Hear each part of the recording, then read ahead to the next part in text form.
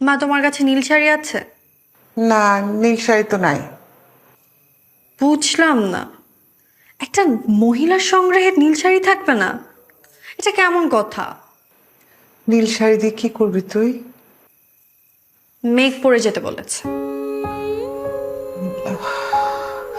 আমার অনেক রঙের শাড়ি আছে, ওখান থেকে একটা পরে যা। হ্যাঁ, মা, তোমার সব রঙের শাড়ি আছে, অথচ নীল রঙের শাড়িই নেই।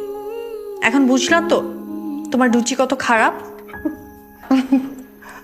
আমার রুচি খুব খারাপ, জঘন্য। এখন তোর নীল শাড়ি লাগবে? হুম।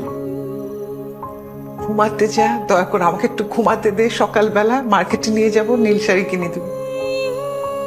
মা, মা, মা খুলো।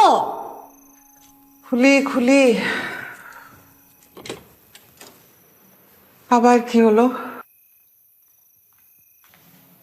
কি রে মা? কি হয়েছে?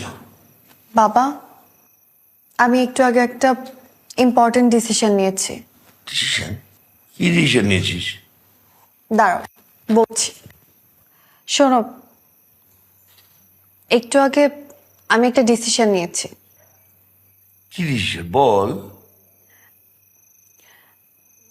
আমি ঠিক করেছি আমি আমার ঋতু নাম পাল্টে ফেলবো। আমার নাম রাখবো বৃষ্টি। হঠাৎ এই সিদ্ধান্ত নেওয়ার কারণটা কি?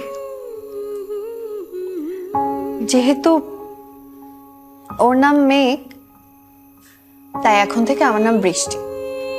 মেঘের বৃষ্টি, একদম সহজ হিসাব।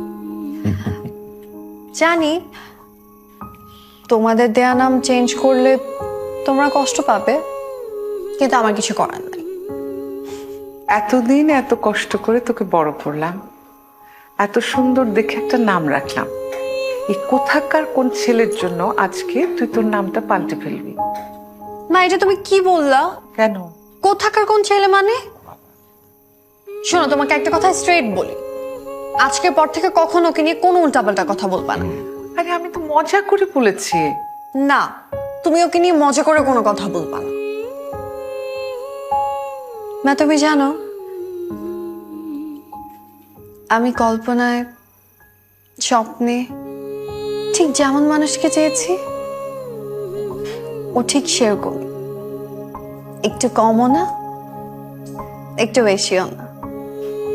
আচ্ছা ঠিক আছে, মজা করেও কিচ্ছু বলবো না। এখন তো খুশি? খুশি। আমরা একটু ঘুমাই, অনেক রাত হয়েছে। ওকে, গুড নাইট। আর ঋতুর মা,